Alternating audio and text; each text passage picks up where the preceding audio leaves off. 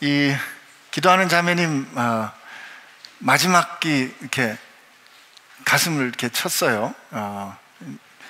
나사렛 예수님의 이름으로 기도합니다 그랬는데, 제가 언젠가 여러분께 제가 예수님 나신 나사렛 동네를 가본 다음에 제가 이렇게 느꼈다 그랬잖아요. 우리 주님 달동네 출신이시구나. 예루살렘과 나사렛은 사뭇 분위기가 다르고, 나사렛에서 오신 이시다라고 했을 때 나다니엘이 그렇게 말하지 않습니까? 나사렛에 무슨 선한 것이 나겠느냐. 근데 예수님은 당신을 부르실 때 혹은 불리우실 때 나사렛 예수다라고 불리우시는 것을 주저하지 않으시고 또 기뻐하셨습니다. 히브리서에 보니까 그러므로 하나님이 저들의 하나님이라 일컬음을 받으시는 것을 부끄러워하지 않으신다 하셨습니다. 참 그 은혜를 헤아리기 어려운 것 같아요. 이게 잘 헤아려지지 않죠, 그죠? 우리가 쭉 이제 지난 1년 동안 흩어졌다 모였다 하면서 하나님께서 우리에게 주시는 성령의 열매를 붙잡고 묵상해 왔습니다. 오늘이 이제 그 마지막이고, 이 성령의 열매를 묵상하는 마지막으로 오늘 갈라디아서를 붙잡았는데, 이 갈라디아서를 묵상하면서는 특히 이제 오늘 읽을 이 말씀, 이 부분을 묵상할 때는 사실 하나님께서 이 시대를 이끌어 가시는 이 시대의 경륜, 하나님께서 시대를 이끌어 가시는 경륜에 따라 우리 역사와 이 시간을 바라보는 헤아림을 세우는 것이 필요합니다. 16절에 보면 내가 이르노니 너희는 성령을 따라 행하라 이렇게 돼 있어요. 그죠? 여기서 성령을 따라 행하라 라는 이 우리에게 주신 이 명령의 말씀은 전제가 있는 겁니다. 여러분, 우리가 성령에 따라 행하고 싶어서, 성령 하나님의 마음에 합한 행동을 하고 성령 하나님의 기뻐하시는 일들을 열심히 조차 행하면 성령께서 우리에게 오시는 것인가? 아니죠. 아닌 거 아시죠? 그렇게 해서 성령은 우리에게 오신 게 아닙니다. 이때 성령을 따라 행하라라는 이 명령은 전제가 있어요. 성령께서 오셨다는 전제가 있는 거예요. 근데 이 성령께서 오셨다라는 것은 우리 개인에게 어떤 의미를 가져요? 누구든지 그리스도의 영이 아니고는 예수님을 주라 시인할 수 없다. 여러분과 제가 예수 그리스도를 주라 고백할 수 있게 된 은혜, 이것이 성령께서 우리 안에 역사하셨기 때문에, 물과 성령이 아니고는 하나님의 나라에 들어갈 수 없다는 것은, 우리가 성령이 아니면 하나님의 자녀가 될 수 없다는 것은, 그러므로 여러분과 제가 오늘 이 자리에 앉아서 오직 내 마음에 아직도 의심이 있는 분이 계실지 몰라도, 아니면 내가 예수 그리스도를 주라 시인하는 믿음을 갖게 된 그 모든 분들도 이 자리에 앉아 있는 것은 여러분에게 그 원인이 있는 것이 아니라 우리 가운데 성령께서 먼저 우리로 거듭 태어나도록 역사하셨기 때문이라는 거죠. 정확하게 중생되었기 때문에 오늘 여러분과 제가 이 자리에 와 있는 거고, 그 중생되었다는 뜻은 여러분과 제게 성령께서 오셨다는 뜻이에요. 그런데 이 성령께서 우리 가운데 오셨다는 이 뜻은 동시에 주님께서 부활하신 이후에 뭐라고 말씀하시냐면, 부활하시기 전에 내가 너희를 떠나는 것이 유익한데, 왜냐하면 내가 너희 아버지께로 가서 너희에게 성령을 보내겠다.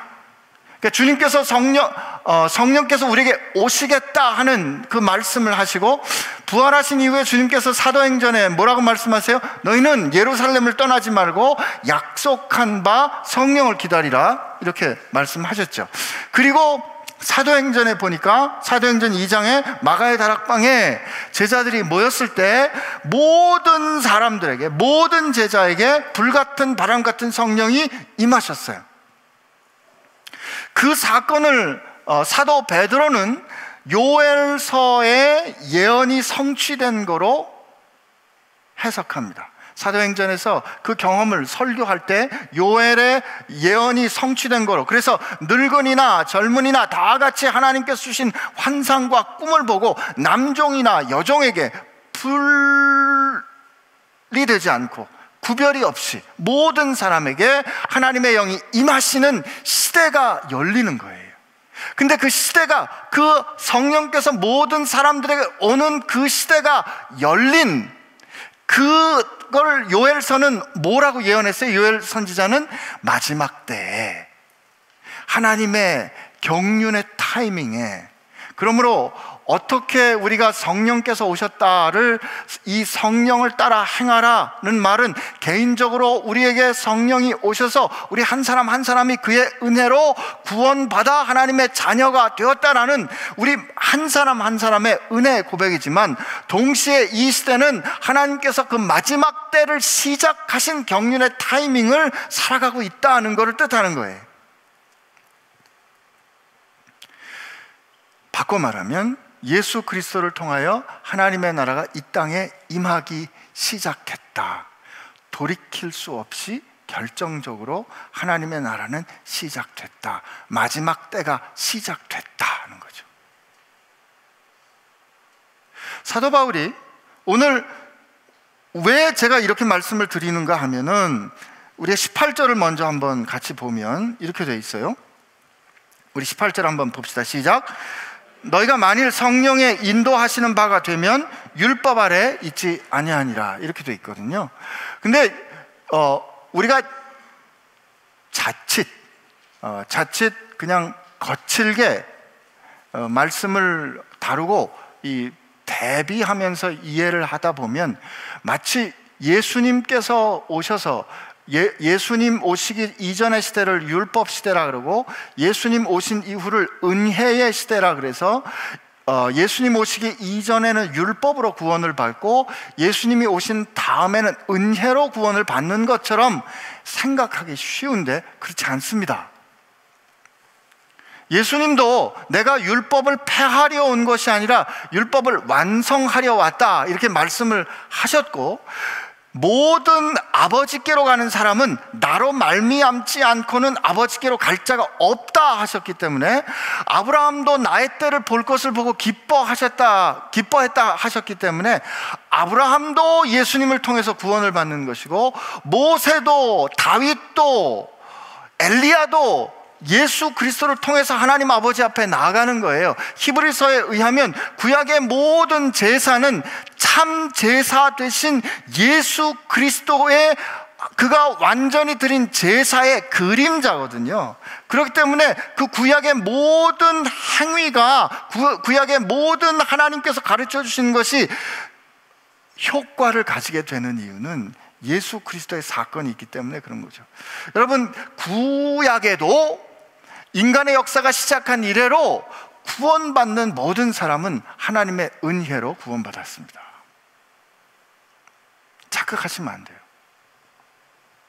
그래서 이 율법 시대, 이 율법을 가장 핵심적으로 드러내는 게 십계명인데, 십계명을 하나님께서 주시는 출애굽기 20장을 가보면 제가 그냥 읽어드릴게요. 창세기 출애굽기 20장에 하나님이 이 모든 말씀으로 말씀하여 이르시되, 2절에 뭐라고 되어 있냐면, 나는 너를 애굽 땅 종되었던 집에서 인도하여 낸 내 하나님 여호와니라. 이게 전제예요. 나는 너를 애굽 땅 종되었던 집에서 인도하여 낸 내 하나님 여호와니라. 그러므로 너는 나 외에 다른 신을 내 앞에 두지 말라가 되는 거예요. 무슨 뜻인가 하면, 여러분 출애굽기 기억나시죠? 하나님께서 모세를 보냈을 때 이스라엘 백성들 전부가 여호와라는 이름을 잊었어요. 여호와라는 이름을 잊고 430년 동안 애굽 땅에서 살면서 그들은 애굽 신을 경배하며 살았다고요. 아프고 어려울 때 애굽 신에게 기도했어요. 그런 그들이 먼저 하나님을 알아서 먼저 하나님 우리를 구원해 주신 게 아니라고요. 하나님을 잊었을 때 하나님이 누구신지 아브라함에게 주신 약속조차도 잊어버린 그들을 하나님이 기억하셔서 그들을 먼저 구원해내신 이 은혜의 사건이 있었기 때문에, 그 은혜의 사건으로 그들이 하나님의 백성 되었기 때문에 그 은혜로 하나님의 백성 된 것을 드러내고 구별하는 징표로 율법을 주신 거죠. 그러므로 율법을 지킨다는 것은 하나님의 은혜 받았음을 그들이 누리고 사는 방법이었던 거예요. 근데 그럼 왜 사도 바울은 이 율법 아래 있지 않다라는 표현을 할까? 여러분, 이 갈라디아서, 오늘 읽은 이 갈라디아서는 굉장히 격한 편지입니다. 격한 편지인데, 이게 왜 격한 편지냐면, 보통 이 사도 바울이 쓴 서신서를 보면 누구누구에게, 그 다음에 누구누구에게, 하나님의 사도된 바울은 누구누구에게 편지한다. 그 다음에 축복을 해요. 축복을 한 다음에 보통은 그 교회가 잘하는 걸 칭찬을 해줘요. 내가 너희들에게 이러이러한 믿음의 소식이 있다니 참 기쁘구나 하고 칭찬을 하는데, 갈라디아서에는 그렇게 인사하고 난 다음에 바로 꾸지람을 시작을 해요. 다른 복음은 없다. 너희들에게 어떻게 다른 복음을 따르는 자들이 있는데 그것을 전한 자가 혹시 하늘로서 온 천사라고 할지라도 저주를 받을지어다 라고 아주 거칠게 얘기합니다. 그리고 오늘 우리가 읽은 5장의 앞부분에 보면 할례를 주장하는 사람이 할례를 받아야 하나님의 백성 된다고 말하는 사람은 자기를 베어버릴지라고 말하는 그 뜻은 원래 거세해버리라는 뜻이거든요. 굉장히 격한 편지예요. 그리고 베드로를 향해서 비난합니다. 위선자라 그래요. 갈라디아 교회에서 베드로가 이 할례 받지 않은 사람들하고 같이 식사, 테이블 교제를 했어요. 하나님의 할례를 받지 않는 사람들이, 이방인이 같이 식사를 한다는 건 굉장히 이 율법으로 보면 불가능한 것인데, 베드로가 왜 그렇게 할 수 있었냐면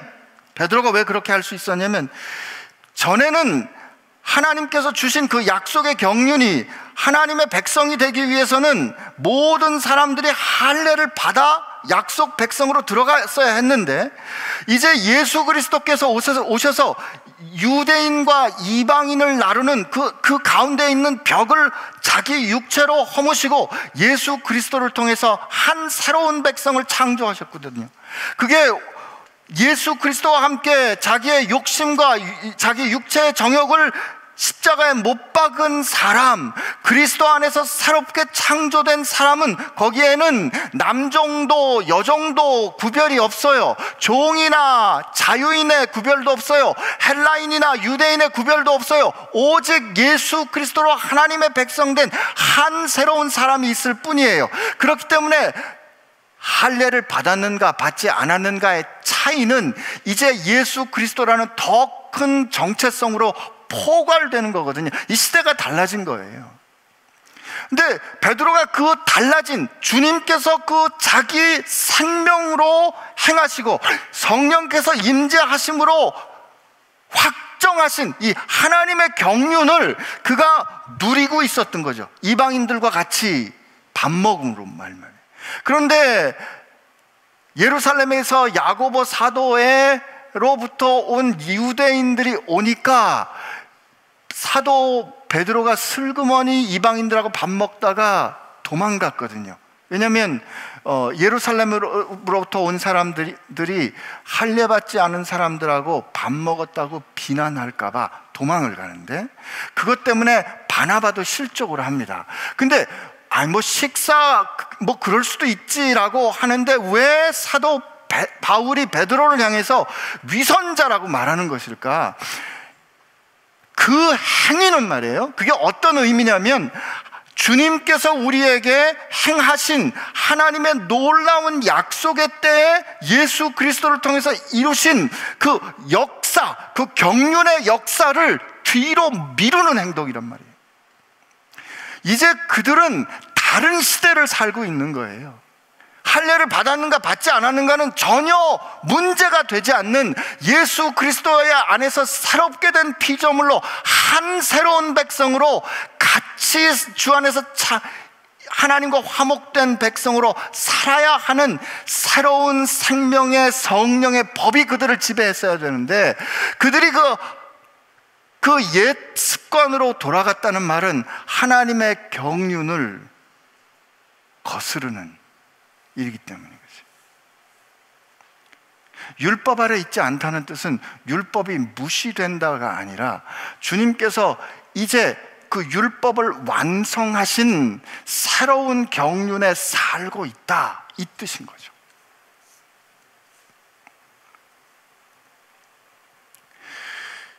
근데 이제 그게 첫째는 시간으로 보면 이제 그런 의미로 지금 사도 바울이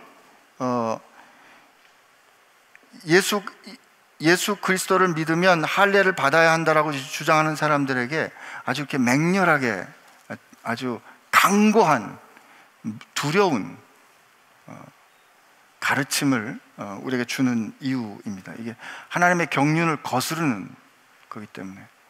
두 번째는 이제 그러면서 이제 뭐라고 얘기를 하시냐면, 이제 성령을 따라 행하는 것이 우리 개인의 삶에서, 성도된 우리의 삶에서 성령을 따라 행하라. 그리하면 육체의 욕심을 이루지 아니하리라. 육체의 소욕은 성령을 거스리고 성령은 육체를 거스르나니 이 둘은 서로 대적함으로 너희가 원하는 것을 하지 못하게 하려 함이라. 이때 사도 바울은 분명히 말해요. 빛이 어둠과 섞일 수 없는 것처럼 하나님께서 우리를 통치하시게 되면 옛 생활, 삶의 방식, 혹은 이때 육체의 소욕 혹은 육체의 욕심은 어떤 걸까? 이것이 바로 이렇게 설명할 수 있을 것 같아요. 하나님께서 창조하신 다음에 인간을 지으시고 그 코에 생기를 불어넣으시잖아요. 생기를 불어넣으시는 게 성령은 그 바람으로 많이 표현이 되는데, 하나님께서 생기를 불어넣으시니 비로소 살아있는 존재가 된다, 혹은 영적인 존재가 됐다 그래요. 그러므로 우리가 영적이라는 말은 하나님과 회복된 관계 가운데 있다, 그 언약의 관계 가운데 있다는 거죠. 그런데 인간의 몰락이 어디에서 문제가 돼요? 하나님께서 선악과를 먹지 말라는 뜻은 이런 뜻이잖아요. 이 일이 어떻게 하는 게 좋은 일인지 잘 모르겠으면 그냥 하나님께 가면 돼. 바로 그냥 그분께 가서 하나님, 나 이거 어떻게 하면 좋을까요? 그러면 나를 사랑하시는 분이, 나의 모든 것을 아시는 분이 너 이렇게 하거라 하면 그게 좋은 거예요. 아니야, 그건 하지 마라. 그럼 그건 악한 거예요. 그죠? 그런데 사단이 어떻게 유혹을 해요? 그건 하나님이 너희가 하나님처럼 될까봐 그런 거니까 너희가 이 열매를 먹으면 스스로 선과 악을 구별하게 될 것이라 그러잖아요. 이 말은 무슨 뜻인가 하면 생수의 근원이, 생명의 근원이 되는 하나님을 버리겠다는 거죠. 하나님과의 관계를 스스로 꺾어내는 일이고, 하나님과의 관계를 스스로 꺾어내는 현상이 어떻게 드러나냐면 자기 소견에 좋은 대로 사는 거예요. 이게 육체의 욕심을 따라 사는 거죠. 이 시대를 포스트 모던이라고 그러고, 이 포스트 모던의 가장 큰 주장은 뭐냐면 모두에게 옳은 진리는 절대 없다는 거예요. 이 주장 자체가 모순이 있어요. 모두에게 옳은 진리가 절대적인 진리잖아요. 근데 절대적인 진리는 절대 없대요. 절대가 없다는 것을 절대적으로 주장하기 때문에 굉장히 모순되지만 요즘 사람들은 다 그렇게 살아요. 그래서 하나님이 사람을 지으실 때 남자와 여자로 지으셨는데 요즘은 사람들이 뭐라고 주장해요? 나는 남자도 여자도 아닌 에이젠더, 성이 없는 사람입니다. 나는 남자와 여자가 내 가운데 같이 있습니다. 혹은 나는 왔다 갔다 합니다. 그래서 세상의 그 외국에는 그 자기 성을 구별하는데 남자, 여자, undetermined, 결정 안 한 사람, 뭐 별 희한한 주장들이 다 있는데 그걸 옳다고 주장을 인정해주는 시대 가운데 우리가 살고 있는 거죠. 이게 자기 육체의 욕심을 따라 사는 삶의 모습인 거죠. 그러면 그 결과 어떻게 됩니까? 육체의 일은 분명하니, 보세요.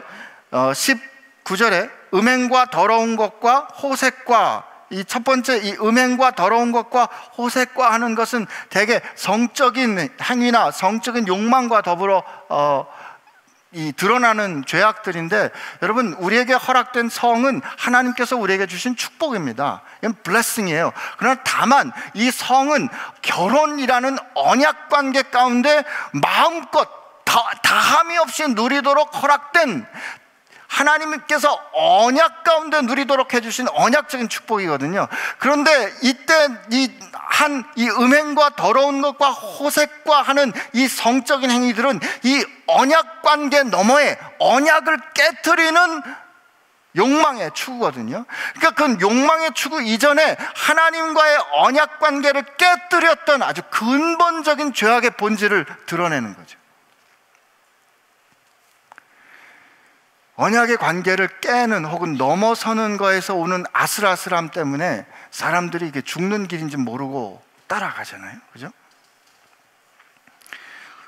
우상숭배와 주술과 원수 맺는 것과 분쟁과 시기와 분냄과 당짓는 것과 분열함과 이단과 투기와 술취함과 방탕함과 또 그와 같은 것들이라. 이 굉장히 긴 리스트가 있는데 이 긴 리스트의 근본적인 원인은 다름 아닌 자기를 사랑하는 겁니다. 하나님보다 자기를 더 사랑하는 거예요. 이게 우상숭배입니다. 여러분, 우리 교회 안에도 그러므로 우상숭배가 있을 수 있어요. 하나님께서 기뻐하시는 일, 하나님께서 기뻐하시는 거라고 생각되는 종교적인 행위를 해서 하나님 마음에 들어서 내가 원하는 바를 하나님의 힘을 통해서 얻고자 하는 것은 결국 거룩한 모양은 있으나 자기 욕망과 자기를 사랑하는 것이기 때문에 이것은 우상숭배입니다. 우리가 삶을 살아가는 동안에 자기를 사랑하는 이유로 다 이런 일들이 생겨요. 원수 짓는 것과 당 짓는 것과 분냄과 투기와 시기가 그냥 일반적으로 사회생활할 때도 그대와 내가 함께 이루어갈 목표를 생각하면 당 짓지 않습니다. 웬만한 차이가 있어도 그 목표를 위해서 우리가 그 차이는 서로 다름으로 인정하고 극복할 수 있거든요. 근데 우리가 함께하는 이 목표보다 내가 더 중요하면 내가 다른 그 사람은 그제부터 원수가 적이 되는 거죠. 그런데 이런 사람들은 하나님의 나라를 유업으로 받지 못할 거예요. 당연한 거죠. 여러분, 그 다음에 이제 성령의 열매가 나오죠. 성령의 열매는 사랑, 희랑, 화평, 인내, 자비, 양선, 충성, 온유, 절제. 이 성령의 열매를 맺는 사람들은 당연히 하나님의 나라를 그러므로 유업으로 받겠죠. 저를 도와주시려면 이제 반응 좀 하시면 좋을 것 같아요. 성령의 열매를 맺는 사람은 하나님의 나라를 유업으로 받겠죠. 예. 근데요, 여러분, 하나님의 나라를 유업으로 받는다는 표현이 물론 이제 미래형으로 되어 있지만 하나님의 나라를 성령의 열매를 맺기 때문에 유업으로 받는 건 아닙니다.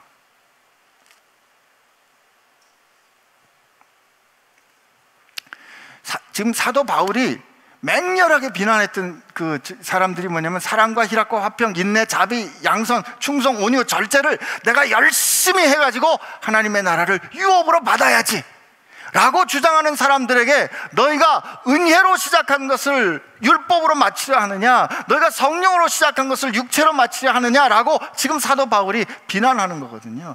여러분과 저는 하나님의 나라를 유업으로 받았어요. 뭐로? 은혜로 받은 거예요.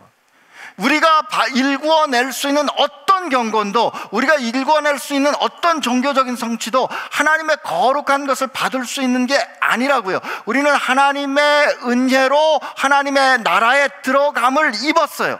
그러므로 하나님의 나라에 들어간 사람들은, 하나님 나라에 들어갈 수 있는 사람들은 예수 그리스도께서 우리 가운데 중생케 하시고, 중생에서 거듭 태어난 사람들은 우리가 태어날 때 새로운 지인, 유전자를 갖고 태어난다면 하나님의 말씀이 우리 가운데, 하나님의 뜻이 우리 가운데 유전자로 심겨졌기 때문에 우리가 어려움을 겪을 때, 이 세상을 살아가는 도전 앞에서 여러 가지 결정을 내려야 할 때 우리가 하나님의 사랑받은 사람다운 결정이 드러난다고요. 이게 그러므로 우리가 성령의 열매를 맺는 것은 우리가 하나님의 나라를 유업으로 받은 거에 대한 증거지 하나님의 나라를 받을 수 있는 근거가 아닌 것이죠.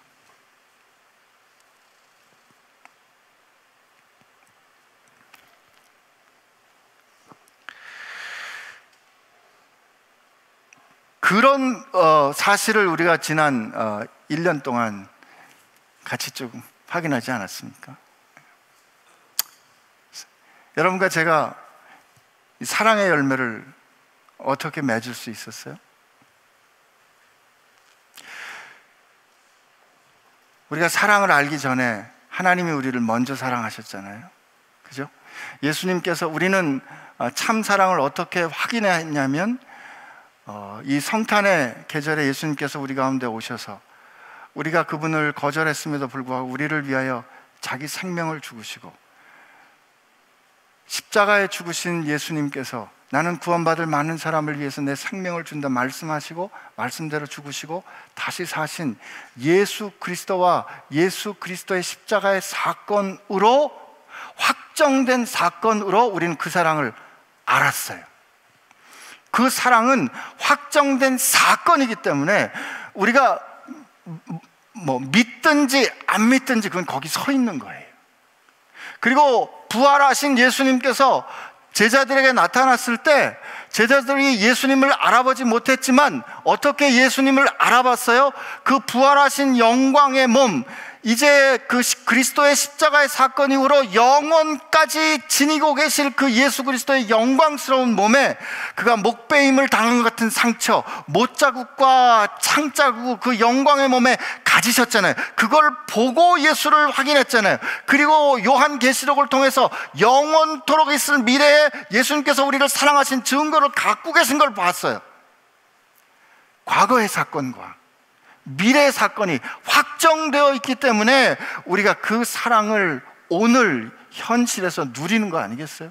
그리고 우리가 그 사랑을 받았기 때문에 도저히 자격 안 되는 우리가 그 사랑을 받았기 때문에 나를 사랑하셨다면 당신을 왜 사랑하지 않으시겠습니까? 라고 누군가에게 그리스도의 사랑을 나눌 수 있었던 거죠. 전에는 내 욕망이 만족되는 게 기뻤는데 이제는 주님께서 기뻐하시는 일이 뭘까를 찾는 소망을 우리 가운데 갖게 됐잖아요. 예수님의 말씀이 뜻이 내 가운데 이루어지는 게 기뻐지는 변화, 우리가 경험했다고요. 화평, 여러분, 화평은 그냥 문제가 없는 게 화평이 아니라 하나님께서 기뻐하시는 대로 하나님의 뜻이 이루어지기 위해서 기꺼이 우리가 하나님께 순종하는 고난을 겪어내는 거가 화평인 거 알았어요. 그는 우리의 화평이신지라. 멀리 있던 너희와 우리를 주님께서 그 몸으로, 생명으로 우리를 하나 되게 하시는, 그 일을 위해서 자기 몸을 깨뜨리시는 그 사건이 화평을 이루는 사건이었거든요. 그 화평을 이루는 사건을 통해서 우리는 하나님과 화목할 수 있었다면 여러분과 제 삶 가운데 왜 끊임없이 고난이 있을까? 왜 끊임없이 고민해야 할까? 왜 주님은 화평이시라 그랬는데 우리 마음에 평안함이 없을까? 평강이 없을까? 그런데 그 평강이 없는 이유가, 우리 마음 가운데 고난이 있는 이유가, 고민이 있는 이유가 하나님의 뜻을 내 삶 가운데 이루기 위해서 고민하는 거라면 그게 샬롬인 거를 배웠다고요. 그게 평강인 거를 배웠다고요.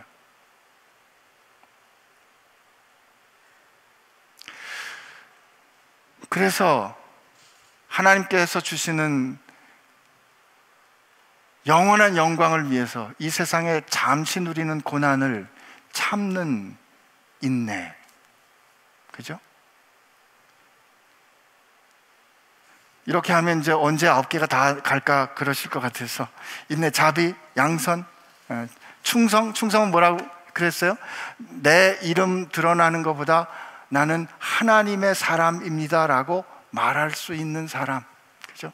나는 무익한 종입니다, 다만 할 일을 했을 뿐입니다 라고 내가 이 영광스러운 일에 참여할 수 있게 된 게 더 중요한 사람, 내가 이걸 통해서 내 이름이 나는 것보다 이 일에 내가 참여할 수 있게 된 것이 감사한 사람. 우리가 그걸 누굴 통해서 봤냐면 아브라함이 이삭의 중매를 위해서 보냈던 아브라함이 믿었던 그 종, 이 창세기 그 아브라함의 그 종은 한 번도 그 이름을 불러주지 않았잖아요. 그 이름을 불러주지 않았지만 그가 어떻게 신실했는지, 그가 어떻게 충성스러웠는지, 그가 어떻게 믿을 수 있는 사람이었는지 하나님은 그 이름 없는 종을 통해서 우리에게 가르쳐 주셨거든요. 우리 이 세상 살아가는 동안에 세상이 우리의 이름을 모를지 몰라요. 세상이 우리 이름을 모른 채 우리는 무명으로 죽을지는 모르지만, 무명으로 죽었을지라도, 우리가 무명으로 인생을 살다 갈지라도 우리가 하나님의 뜻이 무엇인지, 그 하나님께서 나를 불러주신 거에 감사해서 내가 그것을 참여하는 것으로 감사할 수만 있다면 하나님은 우리를 향해서 야, 넌 참 믿을만하다 이렇게 말씀하시지 않겠어요? 그러려면 우리가 온유하게 낮추어 들을 수 있어야 한다 그랬죠. 우리의 온유함 중에 한 가지가 우리가 흩어서 카페에서, 가정집에서, 식탁에서 10명이 모여서 찬양팀도 없고 박자도 틀리고, 어저께 제가 목사님 통해서 얘기를 들었는데 유튜브로 찬송가를 틀다가 중간에 광고가 나와가지고 찬송가가 깨지는 이런 경험을 하면서 우리가 하나님 앞에 예배하는 무별 예배를 지난 1년 동안 드렸다고요. 그동안 생각지 못했던 은혜를 경험했어요. 우리가 그동안 하나님께서 우리에게 가르쳐 주신 놀라운 감격들을 경험했다고요. 우리가 큰 덩치로 모였을 때가 아니라 온유하고 겸손해졌을 때 우리에게 보여주신 하나님의 능력을 역설적으로 경험했던 거죠. 오늘 그 마지막으로 절제인데요, 절제를 나누기엔 시간이 다 갔어요. 근데 절제는 사랑의 다름이 아닙니다.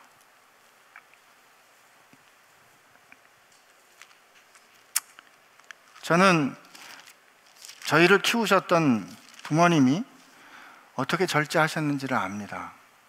우리를 교육하기 위해서 그분들은 우리를 사랑하기 때문에 그분들이 어려움을 겪는 것을 기꺼이 겪어내셨어요. 이게 절제입니다. 여러분, 절제란 내가 충분히 누릴 수 있음에도 내게 있는 능력이나 내게 있는 물질을 사용해서 내가 충분히 누리며 살아도 아무도 뭐라 그러지 않음에도 불구하고 내가 누군가를 생각하기 때문에 누군가 때문에 내가 누릴 수 있는 권리를 기꺼이 쓰지 않는 것, 이게 절제예요. 이런 절제는 오래갑니다. 근데 내가 하고 싶은 걸 억지로 참는 거는요, 결국은 하게 돼 있어요. 경험하시잖아요. 핸드폰 사고 싶은데 참아야지. 핸드폰 사고 싶은데 참아야지. 그러다 결국 사시잖아요. 그런 게 아니에요. 그러나 우리 중에 많은 부모님들은 자기 자식 때문에 참는 사람들 있을 거예요. 그게 잘 드러난 게 뭐냐면요, 사도 바울이 이런 표현을 합니다. 고린도전서 8장이에요. 제가 그냥 읽어드릴게요. 음식은 우리를 하나님 앞에 내세우지 못하나니 우리가 먹지 않는다고 해서 더 못 사는 것도 아니고 먹는다고 해서 더 잘 사는 것도 아니니라. 그런즉 너희의 자유가 믿음이 약한 자들에게 걸려 넘어지지 않게 하는 것이 되도록 조심하라. 지식이 있는 내가 우상의 집 앞에 앉아 먹는 것을 누구든지 보면 그 믿음이 약한 자의 양심이 담력을 얻어 우상의 재물을 먹게 되지 않겠느냐. 그러므로 내 지식으로 그 믿음이 약한 자가 멸망하나니 그는 그리스도께서 위하여 죽으신 형제니라. 이같이 너희가 형제에게 죄를 지어 그 약한 양심을 상하게 하는 것이 곧 그리스도에게 죄를 짓는 것이니라. 그러므로 만일 음식이 내 형제를, 사도 바울이 말하는 거예요. 만약에 음식이 내 형제를 실족하게 한다면 나는 영원히 고기를 먹지 아니하여 내 형제를 실족하지 않게 하겠다. 그 당시 사도 바울이 살던 시대에 모든 고기는요, 그 신전의 제물로 바쳐졌던 게 고기로 나왔어요, 시장에. 그러니까 푸주간이 신전인 거예요. 그러니까 모든 고기는 일단 우상의 제물로 한번 나갔어야 돼. 그런데 하나님 앞에 참신은 하나님밖에 없기 때문에 주님께서 입으로 들어가는 건 더럽지 않다라고 말씀하셨기 때문에 고기를 먹는 거 안 먹고는 우리의 구원과는 상관이 없는 문제다라는 자유함이 있을 수 있어요. 그리고 그걸 비난할 수 없어요. 그 성경적으로 옳아요. 예수님께서 입으로 들어가는 건 더럽지 않다고 그러셨기 때문에. 그런데 누군가 우리가 그렇게 우상 앞에서 고기를 먹는 것을 누군가 믿음이 약한 형제가 보고 저렇게 먹으면 안 될 텐데, 저렇게 살아도 되는 거야? 라고 누군가 넘어지게 한다면 그 넘어지는 사람을 위해서 예수님께서 생명을 주셨기 때문에 나는 그 형제를 위해서 영원토록 고기를 먹지 않겠다. 여러분, 이게 절제입니다. 우리 교회가 돈도 있으니까 건물을 좀 사지 뭐. 돈도 있으니까 건물 좀 높이 지어보지 뭐. 여기 뭐 주차장에 연락해가지고 사람들 못 오게 하고 사람들 해보지 뭐. 이럴 수 있어요. 그러나 그렇게 하지 않는 것. 우리 주변에 교회가 너무 고압적이기 때문에 예수님께 대해서 상처받는 그 사람을 위하여 예수께서 죽으셨다면 우리는 영원토록 건물을 가지지 않겠다. 이게 절제인 거예요. 그러므로 절제는 사랑의 다름이 아니고 우린 사랑하면 절제할 수 있습니다. 우리가 절제되지 않는 이유는 그 사람을 사랑하지 않기 때문에, 그 사람을 사랑하지 않기 때문에 그 사람이 무시돼도 괜찮은 거예요. 제 인생에 이렇게 저렇게 부모님이 영향을 주셨는데, 절제하고 관련해서 제가 이 가르침을 받은 거는 저희 어머님께였어요. 저희 어머님이 조그만 교회 목사님, 사모님이니까 가끔 교인들이 사모님께 옷을 사드려요. 좀 여유가 있으신 분이 그때 무스탕이라고 유행하는 이 가죽 옷을 사드렸어요. 얼마나 좋으시겠어요? 그 평생에 이제 소원이 아들이 의사 되면 아들이 사주는 밍크옷 입겠다고 그러셨는데, 그건 아들이 사주는 거니까 괜찮잖아요. 근데 무스탕을 그렇게 그 교인이, 여유 있는 교인이 사드렸는데 교회를 입고 가지 않으시더라고요. 그래서 어머니 왜 그 입으라고 사드렸는데 그옷 입지 않으시면 그 사주신 분이 좀 섭섭해 하실 텐데요. 그랬더니 뭐라 그러시냐면, 우리 교회에 무스탕을 입기에 형편이 안 되는 사람들이 교회 사모님이 무스탕을 입은 걸 보면 어떤 생각이 들까? 그래서 내가 기쁨으로 받았지만 교회 입고 가지 않으련다, 이렇게 말씀을 하시더라고요. 저는 그게 위선이라기보다는 그분들을 생각하는 절제로 배웠습니다. 여러분, 우리 삶에 성령을 따르는 삶의 방식은 이런 게 아닌가 생각이 돼요. 하나님께서 우리를 하나님의 나라로 불러주셨고, 여러분과 제가 오늘 이 자리에 나와 있는 것은 예수 그리스도, 하나님께서 결정하시고 예수 그리스도께서 행하시고 성령께서 확증하신 그 경륜에 따라 오늘 여러분과 제가 이 자리에 나와 있는 거죠. 우리는 지금 하나님께서 통치하시는 새로운 삶의 방식을 따르는 하나님의 사람들입니다. 사랑과 희락과 화평과 인내와 자비와 양성과 충성과 온유와 절제는 우리가 하나님의 사랑받는 자녀 되었음을 보이는 증거예요. 사도 바울은 이런 새 삶의 문법을 여러 군데 적어놨어요.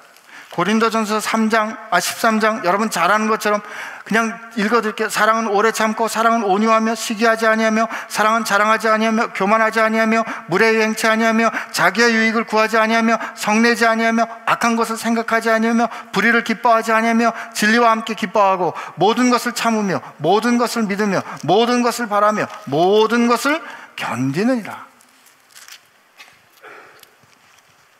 또 다른데 한 군데, 지금 갈라디아서 봤잖아요. 에베소 말씀에는 어떻게 되어 있냐면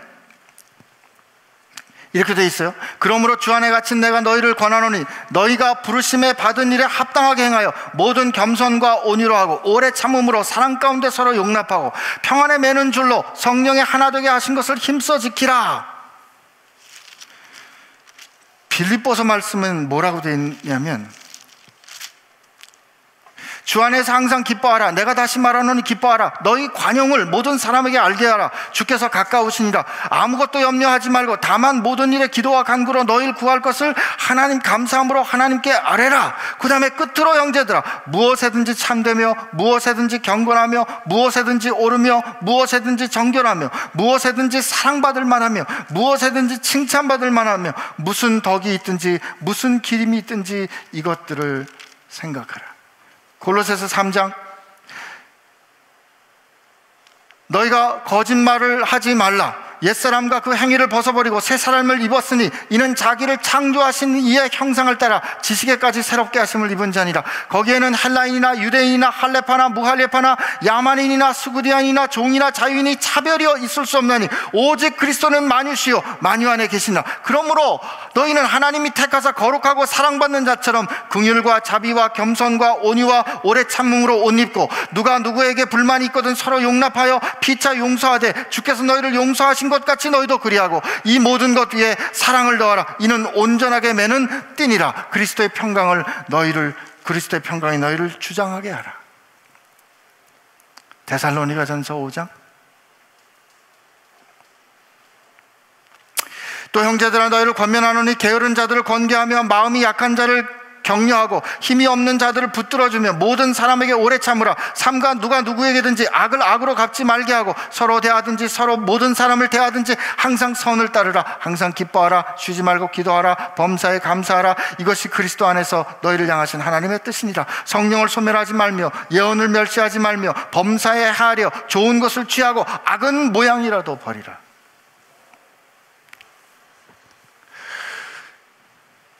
여러분, 제가 오늘 왜 이렇게 이 말씀들을 여러분들에게 확인해서 읽어드릴까? 여러분, 이 말씀이 우리 삶 가운데 성령으로 뿌리 내어져 우리 가운데 이루어진다고 할 때 여러분과 제 삶의 모습이 얼마나 아름답겠어요. 이 하나님의 뜻은 흔들리지 않을 겁니다. 다만 우리는 지금 우리가 살던 세상에서 하나님의 나라로 옮겨졌는데, 제가 지금 읽어드린 이 방법이 하나님의 나라에서 사는 법이에요. 여기서 사는 문법이라고요. 근데 이게 익숙하지 않은 거예요.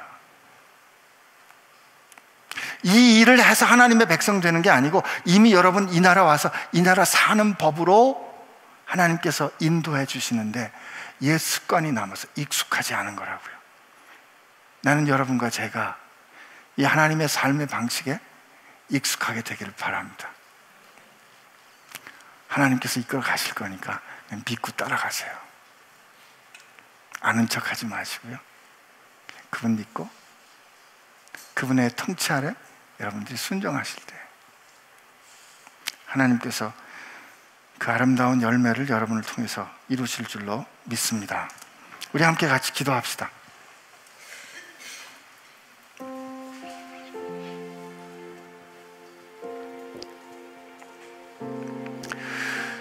오늘 특별히 마지막으로 우리에게 주신 주제가 절제인데, 하나님 앞에서 우리 자신을 한번 좀 돌아봤으면 합니다. 왜 세상 사람들이 우리 그리스도인들을 볼 때 별 차이를 못 느낄까? 그들이 왜 우리를 향해서 너나 나나 뭐 별 차이가 없네라고 느끼는 것일까? 혹시 우리 가운데 그들을 사랑하기에 우리 스스로를 절제하는 능력이 없었던 것은 아닐까? 주님께서 우리를 사랑하셔서 마국간에 오시고, 우리를 사랑하셔서 인간의 몸을 입으시고, 배고프시고 피곤해하시고 땀 흘리는 그 모든 것을 주님이 참아내셨다면, 주님 우리에게도 사랑하는 사람들을 위해서 내가 할 수 있는 것이라고 할지라도 예수님 때문에 내가 기꺼이 받아 누리어야 할 수 있는 것이라고 할지라도 내려놓을 수 있는 능력 허락해 주옵소서. 이렇게 하나님 앞에 구하는 시간 됐으면 합니다. 우리 하나님 앞에 같이 기도합시다. 하나님 아버지 감사합니다. 오늘 우리가 하나님 앞에서 우리와 함께 해주신 하나님의 은혜, 하나님의 사랑, 우리를 이끌어 가시는 하나님의 경륜, 우리가 지금 어떤 시대에 살고 있음을, 어떤 나라에 살고 있음을 하나님 말씀을 붙잡아 묵상했습니다. 그러나 하나님, 우리 눈에 보이는 것이 너무 거칠어서, 그러나 하나님 우리가 경험하는 현실이 너무 거세서 하나님의 말씀 의심하고 넘어질 때가 많이 있습니다. 쉽게 넘어지지만 우리가 그리스도를 그렇게 알지 않았사오니 하나님, 우리가 그리스도께서 우리에게 보여주신 대로 우리 삶을 살아가는 능력 있는 사람들 되게 하여 주옵소서. 하나님, 주님이 언제 오실지, 임마누엘, 우리와 함께 하시는 하나님의 메시아가 그리스도께서 우리 가운데 오셔서 우리를 구원해 주실 거라고 약속하셨던 그 하나님의 약속대로 예상치 못했던 때에, 그러나 하나님의 기억한 그 완벽한 타임에 주님이 오셔서 하나님의 뜻을 따라 살아내시는 성령의 열매를 이루어내는 삶이 무엇인지 우리에게 첫 열매로, 증거로 보여주셨습니다. 주님 감사합니다. 그 주님 하신 말씀 한마디도 땅에 떨어지는 것이 없고, 주님 말씀 이 세상을 지탱하시고 주님 말씀하신 대로 이루어질 줄로 믿사오니, 우리를 사랑하셔서 하나님의 나라에 들어가게 하셨다면 하나님 우리에게 다시 오겠다 약속하신 그 약속대로 다시 올 것을 기다리면서 오늘 말씀대로 하나님의 통치대로 살아서 하나님의 아름다운 열매를 이루는 사람들 되게 하여 주옵소서. 하나님, 우리의 기다림은, 우리의 성령에 따라 사는 우리의 씨름은 막연한 확정되지 않은 소망이 아니라 이미 확정된, 그리고 지금 맹렬한 속도로 오고 계시는 우리 주님을 기다리는, 다시 오실 주님을 기다리는 사랑의 고백인 것을 기억하게 하여 주옵시고, 주님 세상에 오신 성탄을 기념하는 이 시즌에 다시 오실 주님을 기다리는 사랑의 고백이 우리 인생 되겠다고 결심하는 우리 모두 되게 하여 주옵소서. 이제는 우리를 위하여 생명을 주신 예수 그리스도의 은혜와 우리를 사랑하신 하나님 아버지의 사랑하심과 오늘 우리 가운데 살아계셔서 우리가 하나님의 자녀된 것을 증언해 주시는 성령님의 역사하심이 이제 약속하신 바 우리 가운데 오신 성령을 따라 살기로 결심하는, 그래서 그 능력을 누리기로 소망하며 고백하는 사랑하는 지체들 가운데 함께 하시기를 주의 이름으로 축원하옵나이다.